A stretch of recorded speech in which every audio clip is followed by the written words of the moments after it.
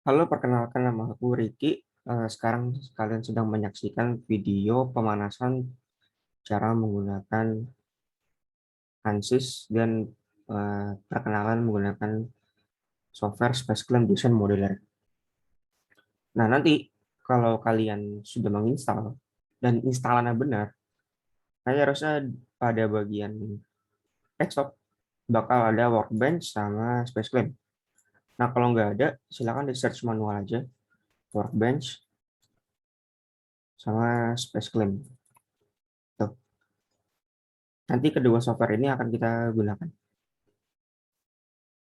Nah, sebelum latihan pastikan kalian sudah buka dulu Workbench dan Space Clam karena ini loadingnya lumayan lama. Jadi pastikan sebelum kelas dimulai dibuka terlebih dahulu. Nanti kalau sudah terbuka, nanti akan muncul tampilan seperti ini. Ini Workbench-nya kayak gini. Di sini ada toolbox. Nanti aku jelaskan ini apa. Ini tampilan Workbench-nya kalau sudah kebuka. Dan ini tampilan Space Clam kalau sudah terbuka. Ini contohnya. Nah, untuk Space Clam-nya, untuk detailnya nanti pada pertemuan pertama. Sekarang ini pertemuan ke-0, namanya pertemuan zero. Ini pertemuan zero, Space Clam belum aku ajarin, tapi nanti tampilannya seperti ini. Jadi intinya Space Clam itu adalah untuk mempersiapkan geometri atau nama lainnya geometri pre-processing. Nah, sekarang kita akan pemanasan menggunakan ANSYS Fluent. Nah, setelah workbench dibuka, aku saranin kalian save dulu workbench-nya dan pastikan kalian bikin folder. Contohnya kayak gini. Nah, ini bikin folder. Setelah di save, kalian bisa ini diklik kiri 2 kali, fluid flow fluent, atau di drag pakai mouse. Nanti akan muncul toolbox A. Nah, toolbox A ini bisa dikasih nama. Misalnya geometri 1. Gitu.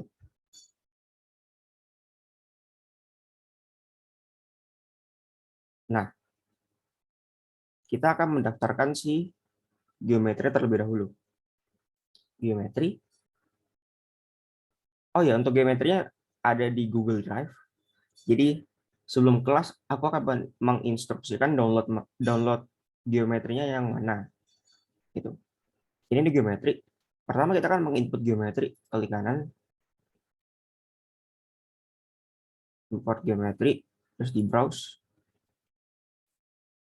Kalian cari geometri yang namanya, nah ini tipe file bisa dirubah. Nah, untuk geometri itu biasa kalau tipenya itu .stp, .stl sama .iges.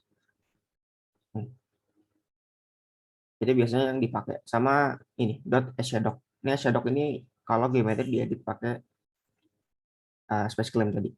Kita pakai yang .step. Terus kalian masukin yang square dot. Open. Kalau sudah tanda hijau berarti sudah terdaftar. Selanjutnya kita akan buat mesh. Ingat ini pelatihan kanal, ini pelatihan pemanasan biar kalian nggak bingung-bingung amat pas hari pertama. Jadi selain kalian pemanasan, kalian menyaksikan video ini berarti kalian sudah latihan, berarti uh, it also saving me trouble gitu. Setidaknya kalian udah tahu lokasinya di mana, udah terbiasa tangannya gitu. Udah mulai terbiasa. Double klik kiri mesh-nya, nanti di sebelah kiri sini ada tulisan starting meshing, ini tinggal ditunggu aja. Biarkan loading sebentar.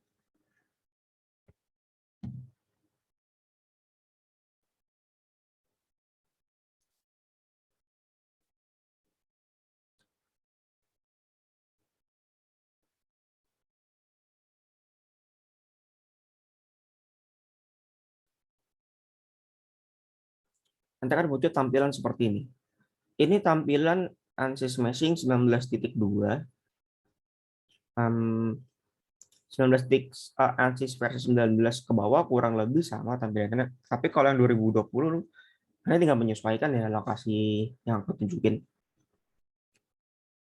Karena 2020 tuh dia udah beda sendiri. Oke, hal pertama yang harus kalian perhatikan ketika membuka ANSYS Meshing adalah yaitu pada bagian units. Kalau aku di sebelah kiri atas units. Nah, ini aku pakai satuan milimeter. Lalu setelah units, kalian harus mengetahui 3 opsi pemilihan. Pertama ada Add Selection. Ini aku tombolnya sebelah kiri. Atau kalian bisa pakai Ctrl E sebagai shortcut. Itu fungsinya untuk memilih pinggiran. Nanti ada tulisan One Edge Selected, panjangnya 500 mili. Add Selection namanya. Lalu yang kedua ada Face Selection, yaitu gunanya untuk memilih permukaan. Nih, permukaan atau Ctrl F shortcutnya, pilih ini. Nanti ada tulisan One Face Selected Area, nilainya sekian milimeter kuadrat. Lalu yang terakhir ada Body Selection, atau shortcutnya Ctrl B. Jadi kamu klik body, ini body namanya, nanti akan ketahuan volumenya berapa. Kenapa harus mengetahui ini semua? Karena ini semua gunanya untuk yang pertama mesh control, yang kedua untuk memberikan naming selection. Nanti naming selection ini gunanya untuk mengetahui, untuk memberi nama boundary condition agar nanti pas dibawa ke ANSYS Fluent kalian tidak bingung. Gitu. Jadi jangan lupa ketiga hal ini. 3 hal ini yang penting, edge, face, dan body. Jangan sampai kaku ya. Nah, terus untuk muter, rotating itu sama seperti 3D modeling. Kalau yang belum fasih belajar 3D modeling, silakan daftar pelatihan 3D modeling gitu. Terus di sini ada tabel isometri, klik yang biru, mau dari depan seperti ini, dari samping seperti ini. Lalu yang kedua itu tampilan cut section view. Ini bisa kalian bisa akses ini di atas new section plan, atau aku ada di bawah nih, new section plan. Ini kalian klik new section plan, terus misalnya kalian cut bagian sininya, nanti akan terpotong. Nah, di bawah sini nanti ada section plan, ini bisa kalian, ini ada section plan 1, ini kalau di unchecklist, dia akan kembali seperti semula. Nah, section plan ini gunanya untuk melihat mesh pada bagian dalam. Terus kita akan buat mesh. Nih, untuk lebih detailnya aku jelaskan besok.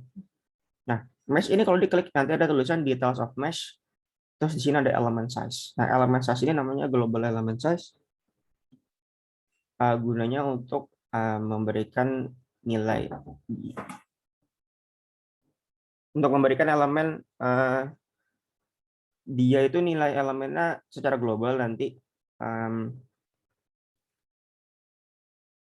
dari semua body. Ini kan body cuma satu kan. Nanti lebih detail nanti pertemuan kedua, bodinya itu lebih dari 2. Nah, kalau global element size itu seluruh body kalian kasih rata nilai elemen size berapa.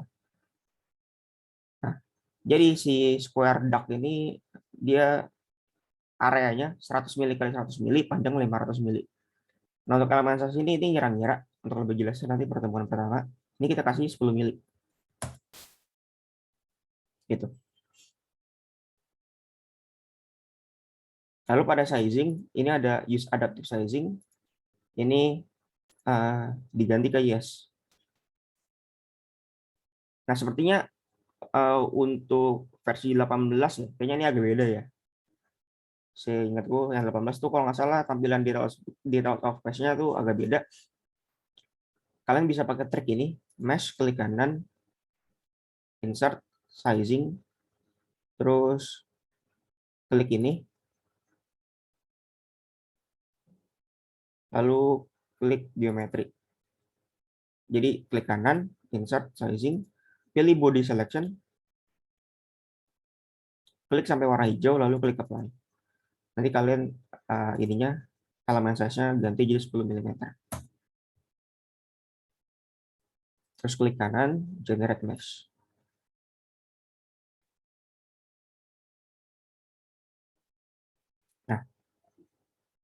Mesh-nya diklik lagi, scroll ke bawah, terus kalian bakal menemukan statistik. Kalian akan melihat jumlah node-nya atau jumlah titik sama jumlah elemennya berapa. Nah, jumlah elemen itu yang ini. Nih, yang kotak-kotak ini jumlah elemen. Jadi total ada 5.000 elemen. Jadi kotak-kotak ini jumlahnya itu ada 5.000. Dan node ini, apa maksudnya? Node ini tuh yang ini. Itu titik-titik yang menghubungkan kotak-kotak ini.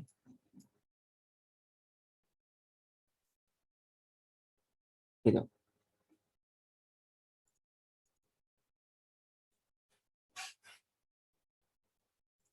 Nah, terus hal terpenting yang kalian ketahui ada quality. Jadi ada quality di sini. Di sini ada mesh metric. Nah, ada dua mesh metric yang harus kita perhatikan. Yang pertama adalah skewness atau kelonjongan. Nah, bahasa Indonesia aku kurang bisa apa ya? Kelonjongan atau kepeangan. Skew tuh bentuknya tuh enggak teratur gitu. Bukan nggak teratur apa ya? Kan kalau kotak ini kan bentuknya sempurna gitu ya. Nah, kalau skew tuh dia bentuknya agak kayak parallelogram. Nah, gitu. Itu maksudnya skewness tuh secara visual begini tampilannya. Nah, kita tuh pengen skewness-nya tuh mendekati satu. Sorry, maaf. Kita pengen skewness-nya mendekati nol. Semakin mendekati nol, semakin bagus. Gitu. Untuk lebih jelasnya nanti pertemuan pertama. Lalu yang kedua ada orthogonal quality. Nah, kita pengen orthogonal quality itu mendekati satu nilainya. Kalian bisa ngecek di tab quality. Jadi klik dulu mesh, details of mesh, terus ada quality. Lalu aku sarankan kalian jangan ngeklik apapun atau jangan sok ngide klik apapun, apalagi menonaktifkan ini auto hide, nanti kalian repot sendiri. Jadi jangan sok ngide klik apapun atau mindahin apapun. Cukup dengarkan instruksi aku aja. Jangan diklik auto hide nanti hilang gitu. Ini kalian bisa tampilkan ke ini lagi biar ini hilang gitu. Lalu selanjutnya kita akan memberikan naming selection gunanya untuk memberikan boundary condition. Untuk memberitahu boundary condition di software ANSYS Fluent ya. Nah, boundary condition-nya itu kita pakai face selection. Kalian klik ini sampai hijau, lalu klik kanan, terus klik sampai hijau, klik kanan, lalu cari create name selection. Atau pakai shortcut, klik sampai hijau, Ctrl N, emang klik sampai hijau, tekan N, nanti dia akan muncul selection name. Ini kamu kasih nama inlet.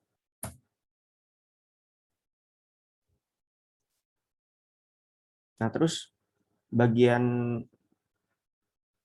seberangnya kasih nama outlet.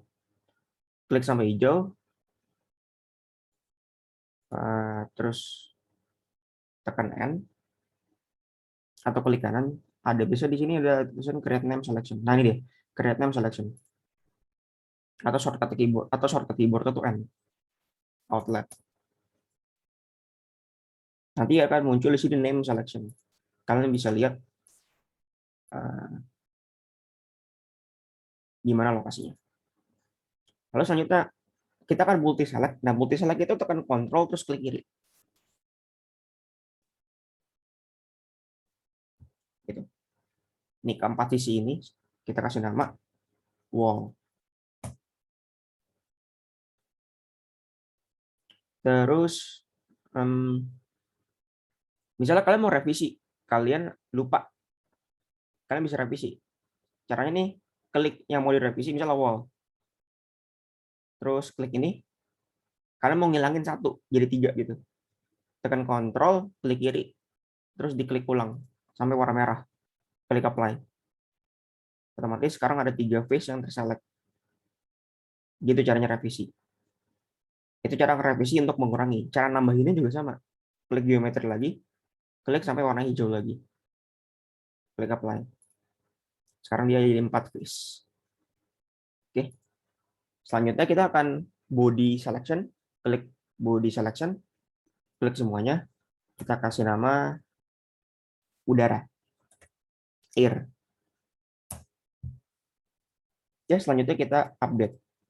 Update ini berfungsi untuk mentransferkan data mesh ke ANSYS Fluent.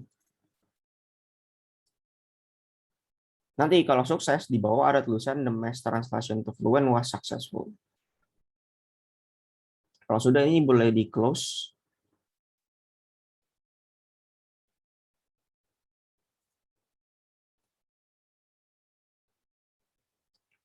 Terus kita ke setup. Di double klik kiri. Ini double precision, paralel. Ini kamu masukin berapa core prosesor buku tergantung laptop. Aku 4. Klik OK.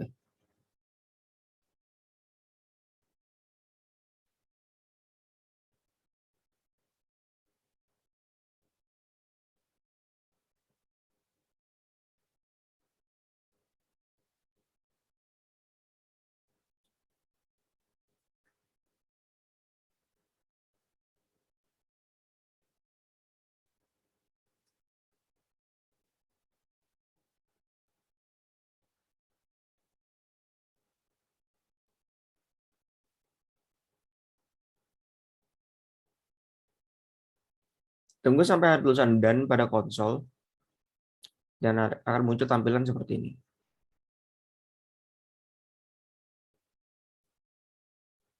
Nah, ini pada general aku jelaskan, ini tampilan general. Aku jelaskan nanti. Ini kan cuma pemanasan aja. Di sini ada units. Ini kamu bisa ngatur unitsnya. Misalnya kamu ganti units temperatur, pressure deh, ini yang dekat. Pressure dari Pascal ke ATM atau ke PSI. Ini tinggal ganti sampai warna biru. Itu caranya. Models. Ini kita pilih kayak epsilon yang standar, klik OK. Ini adalah model turbulen. Kalau energi ini untuk perpindahan panas, pertemuan kedua. Untuk material, kita pakai default aja, yaitu udara. Kalian bisa menambahkan material pada Fluent Database. Silakan mau menambahkan water ya. Nih, water. Terus klik copy. Terus cell zone condition. Kalian klik air, pastikan dia tipenya fluid. Klik edit.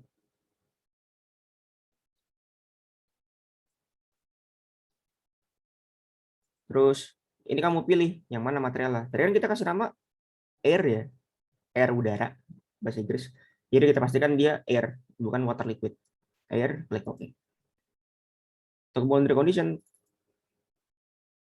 double klik kiri. Terus list by zone type.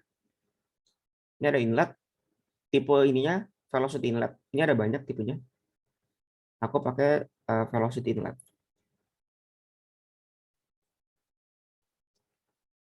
Kecepatannya misalnya 10 meter per second. Klik OK. Nah, untuk outlet itu pressure outlet. Kita edit. Dia nanti tekanan pada sisi outlet itu kalau diukur nilainya zero gauge pressure. Jadi pada tekanan atmosfer. Klik OK. Nah, untuk wall ya, dia adalah tipenya no slip condition. Klik OK. Untuk metodenya, kita pakai scheme-nya yang simple, lalu pastikan yang lain itu diganti ke second order semua.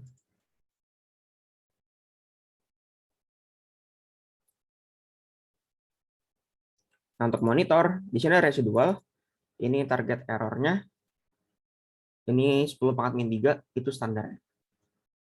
Klik OK. Lalu di sini dari port definition, ini double klik kiri, kita kan ngecek continuity namanya.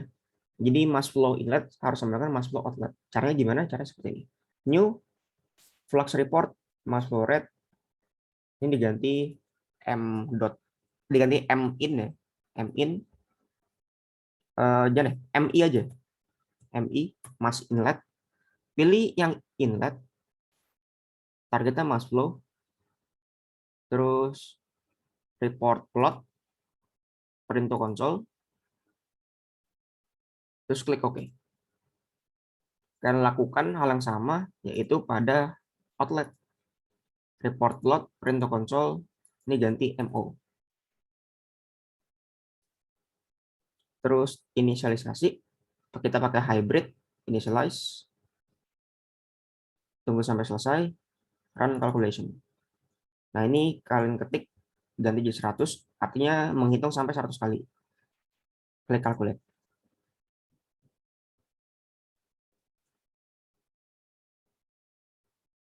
Nanti di sini ada mass flow inlet, mass flow outlet. Nah, nilai ini kalian perhatikan kalau inlet itu nilainya plus, kalau outlet negatif. Karena area itu vektor kan. Jadi ada vektor masuk, ada vektor keluar. Nah, ini nilainya harus kalau dikurang, nilainya harus mendekati 0. Gitu. Nah, ini udah selesai, ada tulisan solution is converged. Nah, ini ada hubungan dengan target residual tadi. Nah, ini bisa kalian tambahin nilai residualnya. Gitu. Untuk skala pendidikan ya, penelitian gitu, bisa sih di atas 10 pangkat min 3, 10 pangkat min 4, min 5, atau min 6, tergantung dosen dan tergantung jurnal rujukannya gitu. Untuk lebih detail aku jelaskan nanti. Oke, cukup sampai di sini saja. Besok aku akan jelaskan lebih detail hari Sabtu. Hari Sabtu jam 10 dan jam 1 ya. 10 pagi dan jam 1 siang. Oke, semoga dengan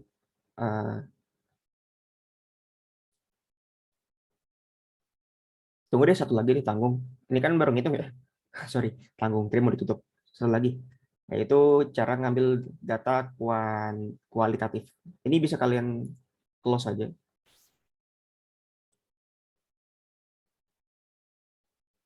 Satu lagi. Ini kan kita udah ngitung ya. Sekarang kita akan mengambil data kualitatif namanya, yaitu berupa kontur. Yaitu di result, klik kiri 2 kali.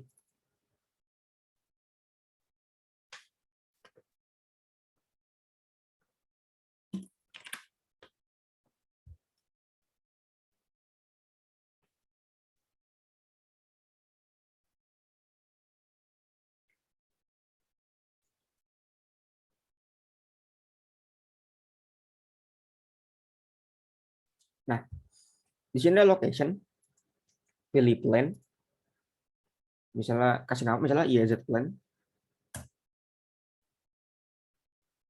terus metode ganti IZ plan, X sama dengan 0. Ini kebetulan tuh titik 0,0,0 itu ada di tengah-tengah pas. Jadi kalau di apply akan tercipta seperti ini. Apa gunanya plan ini? Plan ini gunanya untuk membuat kontur. Jadi kita membuat kontur pada plan ini. Kita akan bikin kontur. Di sini kontur. Misalnya kita kasih nama pressure kontur. Pressure. Klik OK. Nah, lokasinya di mana? Di YZ plan. Tuh. Variable atau besarannya pressure. Klik apply. Nanti kalian bisa lihat pressure drop-nya seperti apa. Seperti ini. Nah, ini bisa kalian tingkatkan warnanya. Ini number of contour, kalau kamu tingkatkan saja jadi 20, dia akan lebih detail. Akan lebih banyak variasi warnanya. Ini kalian silakan coba-coba nilai-nilai ini. Bisa kalian mau buat velocity, tinggal bikin kontur velocity, lokasinya di YZ plane, variabelnya ganti ke velocity. Klik apply. Ini velocity-nya. Dan kalian akan menemukan sesuatu yang menarik. Apa itu nanti aku jelaskan besok. Nah, oke, ini terakhir. Ya udah, sampai jumpa hari Sabtu. Kapanpun pelatihan ya, nggak mesti Sabtu ya. Ya udah, sampai bertemu di pertemuan pertama. aku ingatkan kalian sedang menyaksikan pertemuan ke-0, yaitu pertemuan siap-siap sebelum kalian sebelum kalian latihan beneran di pertemuan pertama. Sampai jumpa.